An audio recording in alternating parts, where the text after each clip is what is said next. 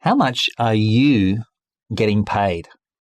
Ooh, what a very personal question to start this slide off with. But technically, are you being paid the correct amount? Now, we're not talking about like mum and dad paying you to go out and do some gardening or to mow the lawn or something like that for $2 pocket money. But if you have a formal job with a full-time employer and you're in this age category, which I'm assuming many of you are, then this should be the official hourly rate you're being paid according to the minimum terms and conditions in the national minimum wage. So the Fair Work Ombudsman, and we've heard that word before, Fair Work Commission, this is the Ombudsman, whose role is to make sure that employers are paying their workers the national minimum wage. Now, this gets updated each year. So as I'm speaking to you right now, it's currently as of the 1st of July, 2022. But the national minimum for full-time workers is $21.38 per hour based on a 38-hour full-time employee contract. So it then gets scaffolded down for each relevant age group. So have a look at these figures. Hopefully, if you're working for one of these employers, that's what you're being paid as a national minimum. So in this lesson, we're going to specifically look at awards and agreements. So our dot point we're going to cover in today's lesson is awards and agreements as methods in determining wages and conditions of employment. So a lengthy phrase there, but we'll break it down and explore it in full detail. We're looking at awards and agreements. Okay, so in this lesson, we're going to look at awards and agreements, but we're going to go back to go forwards. So a quick recap, we'll put everything in place and you'll suddenly see how all the groups that we mentioned before suddenly have a role to play in the determining of these wages and terms and conditions. So let's have a quick recap. If you remember, employees, me, in our fast food scenario where you're the fast food employer. So me as an employee, I want better terms, I want better conditions, I want better income. You, as the employer of this fast food restaurant, want to make more profit. Okay, so you're driven by that and to fulfill other business objectives. We're linked by this employment contract, and you're going to see this lesson is all focused about that, the contract between you and me. Okay, so what is a contract? It's a legal document outlining the wages and conditions for a specific employee within a business. So what are my terms and conditions you give me for working for you that is expressly written down as a legal document? Pay, hours, leave. That's what we're going to explore today. Now remember, my drive is to try and boost my side. Your drive is to try and boost your side. So we're effectively a little bit in conflict between each other. We need each other, but we're a little bit in conflict. We know that if we get to a dispute, certain issues could arise. Human resource managers are going to hopefully keep us in alignment between us. And importantly, we know overarching is the Fair Work Commission. So we're going to explore the Fair Work Commission a little bit today, where we're going to see their role in that overarching ability to watch what's going on to make sure that national minimum standards are being applied across all industries. Okay, so we're going to scaffold this up from the beginning. Okay, so remember, the employment contract was that red line that we drew behind here. This is our employment contract right here. And it's about terms and conditions of employment. Written in there are pay, hours, leave, etc. And you want to think of this like a picture where you can see these guys down below here. They're like a safety net. They're safety net to make sure that no one drops below that level. So the absolute national minimum level right here are wages and employment standards which cannot be breached. Okay, if you're a full or part-time employee, this is how low can you go. Okay, so this is as low as you can go. Okay, you cannot go below that. This is the safety net for all employees in Australia, and that's provided and supported by this Fair Work Commission. What we're going to look at today is two other categories. We're going to look at awards, which are an industry contract which must be above the national minimum wages and the national employment standards. And then agreements, which in essence are contracts of employment for a specific business or enterprise, which must be above or beyond awards. Okay, so we're going to see this scaffolded approach, and that's where these terms are going to come into play. They're all contracts. They're all pieces of paper between me as an employee and you as an employer. We just describe them in different ways, and they have to have different requirements. So we're going to explore that in more detail. So let's start at the national employment standards. Now, importantly here, okay, as a teacher's tip, but also as a student tip, These are not specifically stated in the study design. But why I'm covering them here is once you understand them, that's a nice framework to understand where awards and then agreements sit. So we're going to go back to go forwards, okay? So we're going to scaffold this up. So in Australia, no employee can get lower than this. This is how low can you go. So the limbo song. So the national employment standards are 11 minimum employment entitlements. We've heard that word before as well. What people are entitled to, okay, when they're working. So employment entitlements to all employees. Now we know now that awards, contracts and agreements must all provide for these conditions at a minimum. So this is the base safety net that every employee within Australia must receive. Now, there's a lot of detail on here in terms of exploring them all, but we'll just take a couple of them, okay? You can look at them in more detail later on, but like I said, they're not specifically required for the study design, but they will help your understanding when we move on to the next levels. So within Australia, the national employment standards, these are 11 of those. So there are maximum weekly hours that are expected from workers, 38 hours per week maximum for any employee. Now, you may well know people that work more than that, okay? But that will be out of choice, not as a basic requirement. Okay, we'll take another one here, okay? So annual leave. You may have heard of annual leave, the holidays that people are entitled to, okay? So people are entitled in the minimum standards to 4 weeks per year as an employee working for a business. Now, some of you may know that you've got parents who run their own small business. Well, they're the owner of that business, so they may choose to take holidays or not. But as an employee working for an employer, the national minimum standards is 4 weeks per year. Or in this case here, as it says, 5 weeks for some shift workers. On top of that, there's other leave that are national employment standards. So people are allowed 10 days paid leave per year for personal or carers leave, which includes sick leave. So if you're sick, you're entitled to 10 paid days per year. If you're caring for a child or an elderly person, then you're entitled to the 10 days paid leave per year, which is encompassed within that. In addition to that, you can have an additional 2 days unpaid carers leave. And in addition to that, we have compassionate leave. So the idea being, unfortunately, if someone passes away within your family and it's a compassionate reason, you're entitled to 2 days paid leave. So all of these are your entitlements. They are the national employment standards. They are the low base that everything must be beyond that if you're a full-time or part-time employee. Again, we'll just take a couple of these. There's the remaining of the 11. Again, we don't need to know these. We're just having an understanding of them as the basis on which we're going to build upon. So take another one, for example, here we've got public holidays, okay? We're entitled to a paid day off each public holiday, except when the employer reasonably asks the employee to work. So again, they're the basic levels of entitlements that sit for all employees as a safety net. How low can you go? This is how low you can go. Okay, these are the minimum standards that all employment must have for full or part-time employees. Okay, so we've covered the national employment standards for the terms and conditions of employment. There's also a national minimum wage. Okay, so for all employees, every employee, full or part-time, must meet or exceed the national minimum wage. And this provides like a safety net of minimum wages. And when we get to them in a minute, these agreements and awards must at least contain these minimums and more likely exceed them. So we've got a base level which must be covered by every employee. And so this is where we explore the role of the Fair Work Commission again. So the Fair Work Commission has a role to play in reviewing the awards and the minimum wages each year and determine whether they should be improved if economic conditions allow for that. For 1st of July 2022, the national minimum wage is $812.60, okay? And that's expressly written down and employers must comply with that. And that creates a base on a week of 38 ordinary hours at $21.38 per hour. So these are our wages. That is the base level for all employees in Australia.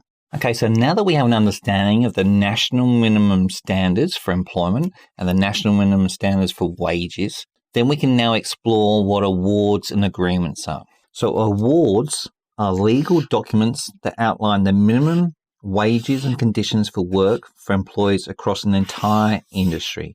And I'm going to focus on those words there. So we have the base level, we have the safety net for the national employment standards and the minimum wages for all Australians. Okay. So for each industry, though, we may have certain terms and conditions of employment that we'd like those workers to have, which must be above and beyond the national employment standards. So they're going to offer better rates. So these awards are specific to an industry or occupation. So in a minute, I'm going to show you the fast food industry award and their terms and conditions. That's their contract for employment for that specific industry. So again, reinforcing, these should offer better or equal conditions to the national employment standards. And the Fair Work Commission, again, has a role here. They're responsible for maintaining and reviewing these awards. So awards is just a term for describing the contract of employment for a specific industry. Okay, that's pertinent to all of those people in that industry if the employer chooses to use the award as their level of standard.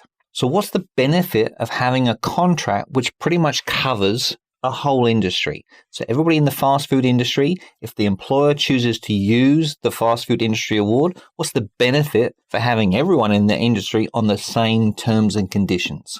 Firstly, there's a wage equality and transparency across the industry. So what do we mean by that? Well, we're not saying that every employee must get paid the same, because obviously we're accounting for differences in experiences, terms of employment, the job they've got to require, etc. But within the award, there will be categories for these different levels and for different age groups, etc. So if you're in a certain category, that should be consistent no matter whether you work at one fast food restaurant or another one or a different employer. So within that industry, there's an equality across the board between those. It also means that you can feel as an employee pretty comfortable that no matter where you work in that industry for different employers, you will get the same terms and conditions of employment. So that creates like a feeling of stability and safety that's in there. So there is a stability and predictability in the negotiation process. We know it's consistent across the whole industry. We also know that employees can be represented by people skilled in negotiating, including unions. So when in unions, as your representative employees are acting in trying to renegotiate awards or having the terms and conditions reevaluated, you know that those people have a specialist role in that and understand how to try and assist you in getting that. It also helps you if you're not very good at negotiating for your own terms of conditions of employment. So as an individual person going up to your employer and asking for a pay rise, that you know that these awards are consistent across and they're established on your behalf. So you will fit within them. It's also a time-saving measure. Okay, so the idea being that as awards are already created by the Fair Work Commission, there's an individual employer. You haven't got to renegotiate contracts with individual workers for your specific workplace. You can just go, okay, there's an industry award sitting here.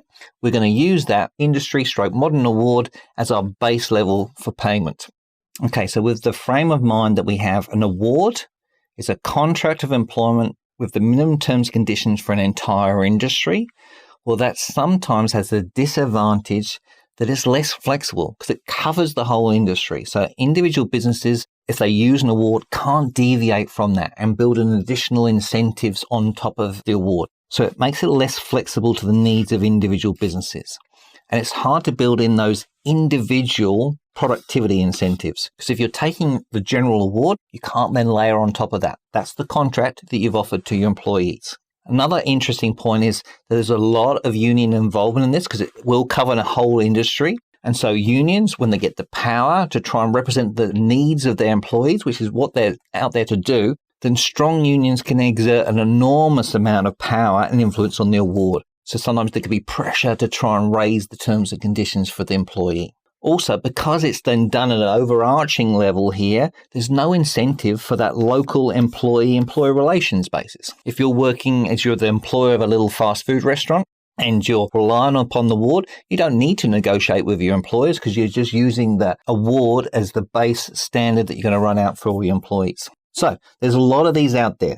There are over 100 modern awards out in existence in Australia. They cover most industries and they're the base level of terms and conditions of employment that covers that specific industry. So here's a contemporary example of the Fast Food Industry Award. It was established in 2020 and is concurrent until it gets updated.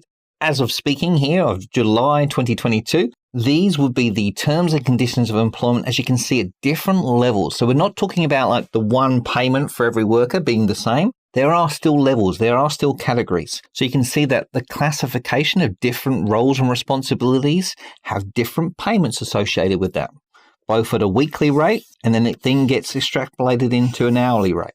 From here, they then work out what the junior rates would be. So if you're looking at these figures here and you're in the fast food industry award, you should be working out that are you being paid, whether it's 50, 60 or 70% of these figures. So again, you can see here, if you're in this industry, it gives you confidence that that's the minimum level that you can be paid as a worker and that classification in any fast food industry if the employer is using the fast food industry award as their base level payment for their workers. So this is further detail on that fast food industry award. Now, it's like I said, it's not just the payments, it's also the terms and conditions of employment. So I can share an example here of my daughter. She works for a local cafe and it's under the fast food industry award. And she's noticed that a lot of her shifts are about like 3.5, 4 hours of work. And that she's going, I don't normally get a break. I said, well, let's explore this in more detail. You can see how for many of you, if you're in that situation there, that the legal requirement is that the terms and conditions that they don't have to provide you with a meal or rest break. And so some of you may find that a lot of your shifts are in that category there. However, this award also details if you do 4 hours or 5 hours, whether you get a meal break or whether you get a rest break. And again, these are your minimum entitlements if that employer subscribes to the industry award for the fast food industry. So again, you can see how these documents, these contracts, help to create stability and knowledge for you as an employee going into those workplaces. Okay, so we've covered awards, which is a contract which covers a whole industry. Now we're going to look at agreements. Now, agreements, again, are legal documents. They're contracts. So legal documents that outline the wages and conditions for work for employees. Now, this time, see the difference. It's not a whole industry this time. This time, it's for a particular business or a group of business.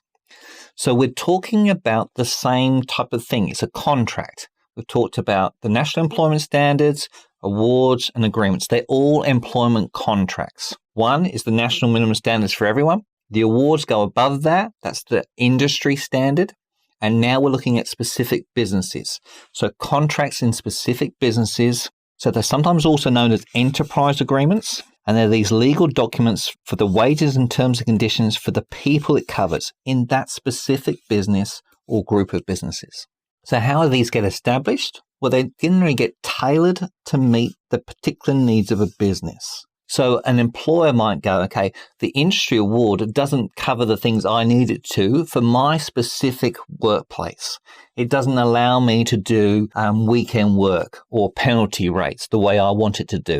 It doesn't allow me to do performance incentives the way it wanted to do. Okay, so an employer may go, I want to create certain terms and conditions, and I want my employees to be able to do those things for me that specifically meet my business needs. Now, the important thing is, as we're creating this agreement, is it must be better off overall when compared to the awards. So it must be better off as a judgment than the awards. Otherwise, the awards become the base level. So these must sit above it. You can't create an agreement which on its wholeness is worse off than the award. So if that award must sit at that level, the agreement sits above it. Now, when we're negotiating that contract, when we're negotiating this agreement, we can have employees represented by a union or groups of employees, and employers can use their relevant employer association. So it doesn't just have to be the employer and the employees. We can have representatives behind that when we're negotiating the contract, the agreement. However, importantly, the Fair Work Commission has a very important role to play here. The idea being is they've got to make an assessment that it is better off overall than the award or the minimum standards. So they're going to be going through that, they're going to review it, and they will then authorize that. So they have the process of making the agreements as well as assessing and approving them. They also deal with disputes that occur about the terms of agreements. So you can understand it's a little bit technical, but the Fair Work Commission has a really important role here to play to make an assessment on whether the agreement is better off overall than the awards. So why would employers want to use agreements rather than awards? Well, if you think about it, we can create certain terms and conditions of employment in that agreement, in that negotiation, in that contract, which is better off overall than the awards. And then we can make it specific to what we want our business to do. So say the award didn't cover weekend work, but we really wanted to be able to operate our business at the weekend, and we really wanted employees to come in at the weekend to do that certain role, then we could create that within this contract. So it allows us to be much more flexible because we're creating it ourselves for our own specific needs. So it's much more flexible to the needs of individual businesses. And if we want to build in these individualized, specific to our business productivity incentives, we can do that because we're writing our own contract. And because we're writing our own contract and negotiating that with our employees, then we're going to have a lot of conversations with them about what are the terms and conditions in that contract. So hopefully we're going to get much better employee-employee relations. What's the disadvantages? Why don't we roll these out everywhere? Well, sometimes it's nice to have that stability across the industry, that we know that between different employers, it's the same value. If we use this approach, we're going to have a lot of different variation. We're going to have certain wages at this point here or terms and conditions at another employer, et cetera, et cetera. So that creates instability. And sometimes you might have employees moving between different businesses, seeking out the better terms and conditions. The disadvantage is the less wage equality and transparency, and there's less collective employee strength because you can't really rally the whole industry behind you if it's just pertinent to your industry. Another disadvantage is that for an employer, you've got to do all this groundwork yourself, that you've got to negotiate with your employees and then create the contract and then have that assessed by the Fair Work Commission. So the time component built into here also is a disadvantage. Okay, now we're going to walk through this contemporary case study, which occurred during this year and therefore is valid to 2024. But you'll see within it all of the aspects we've covered. We're going to see mention of awards. We're going to see mentions of agreements and the role of the Fair Work Commission. Now, it's in an example that you've seen me allude to already about the fast food industry. Been using that on purpose, but this is about McDonald's specifically. Let's have a little background first of the scenario, and then we'll explore what actually happened here. So obviously McDonald's, fast food franchise, 100,000 people across 1,000 restaurants in Australia. So obviously a major employer. 85,000 of those employed on a casual basis. Some of you may be part of that as well. Now, before 2020, they had their wages and conditions determined by McDonald's Australia Enterprise Agreement. So we can see the word agreement in there, and we've heard it also being described as an enterprise agreement. So remember, an agreement in our expression here in business is about a contract of employment between employer and employees specific to that specific business. So in this case here, you can see this is a McDonald's agreement. So up to 2020, we had an enterprise agreement for McDonald's. McDonald's then moved to the Fast Food Award. Here we hear this word here, and we've explored it already in the slides. An award is the contract of employment between an employer and employee across a whole industry. So this is the Fast Food Award that covers all fast food related businesses. Why did they move from the agreement to the award? So when we analyze this story, we can see there was a lengthy bargaining process for a proposed new agreement in 2019. This was between McDonald's and the Shop Distributive and Allied Employees Association. However, at the same time, a member of a rival union, the Retail and Fast Food Workers Union, challenged this enterprise bargaining agreement in the Fair Work Commission to restore full penalty rates. So we have here two unions. We've talked about unions having a role to play, representing their employees' interests. We've got two unions wanting slightly different things from McDonald's in relation to this enterprise agreement. And because of that, and they're not willing to fulfill the needs of either group, that ultimately McDonald's withdrew its application for approval of this proposed agreement and consented to an application for the termination of its previous enterprise agreement. So they had an enterprise agreement.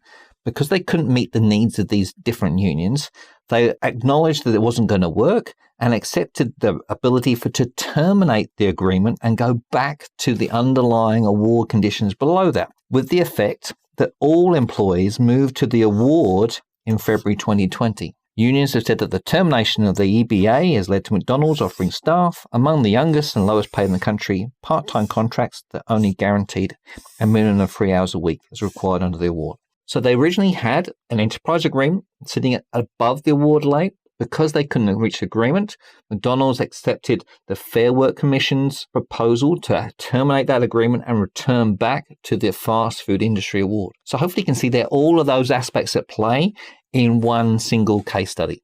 Okay, so here's a worked example of a question that might occur within your assessments for either for the SACs or the end of year examination. So here's a classic question. We've got to compare the features of an award with an agreement. And remember, in essence, an award is a contract for an entire industry. And in essence, an agreement is a terms and conditions contract for a specific business or businesses. So when we have the word compare, what we're looking at here is similarities and differences. Now, what I'm going to scaffold for you here is the difference between the two. So this is commonly an error I see with students, is that if you read this first one here, okay, the sample answer is awards provide pay rates and condition points for a particular industry. Correct. Whereas agreements are contracts made at a business enterprise level between employers and employees about terms and conditions for that specific business. Totally correct. Awesome answer.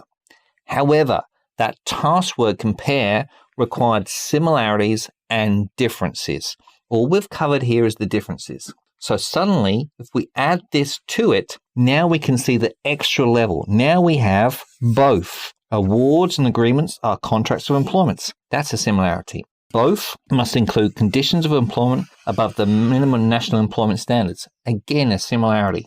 Both awards and agreements will be checked by the Fair Work Commission to ensure payment is equal to or above the national minimum wage order. So now hopefully what I've demonstrated there is we've taken a simple response and elevated to something which will get the full marks available because we have compared the similarities and differences between those two terms. Okay, here's a mega question, which is going to pull both parts together, the awards and agreements. So what's one similarity between awards and agreements as a way of determining wages and conditions? Excellent. So the Fair Work Commission has a role in both of them. It's there to review and certify the awards that they meet and they're stronger than the national employment standards. And they're also there to make sure that agreements are above reasonable level, above the level for awards. So they have an important role to play in both. Okay, here we have hopefully a nice simple summary of the two terms we're trying to draw out in this study design. So sometimes this can feel very overly legalistic and complex, but the essence of it all is here, and hopefully you feel comfortable when we cover these key terms now. So if you remember, this whole lesson is about employment contracts, the negotiation of the deal between the employer and the employee for the terms and conditions under which I'll work for you. All of these contracts in Australia for full and part-time workers must be at the level or above of the national employment standards. Think of that as a safeguard. That's the safety net to make sure that no one gets left behind and gets paid under that level. So therefore, awards, which is one of the key points we cover today. These are contracts which cover an entire industry. They're the terms of employment for an entire industry and applicable to all the workers in that industry if that employer has used that award as the basis for their payments. These are developed by the Fair Work Commission. Entire industry is the key word here. Compared to agreements, which are applicable. These are the terms and conditions of employment for a single business or a group of businesses. They must be better off overall than the award. So we talked about the safety net, the awards and the agreements. And this is going to be checked, reviewed and approved by the Fair Work Commission to make sure that it does that. So that's the differences between the two. What unites them is they're both contracts. Okay, so in this essence, they're both a piece of paper which outlines the terms and conditions of employment for you as an employee. Both of them must be better than these national employment standards. If there's a disagreement or there's disputes arising about these terms and conditions, then the Fair Work Commission has a role to play in resolving that dispute. So hopefully that helps with what is a very complicated area. What we're moving on to the next lesson is how we resolve disputes when they arise.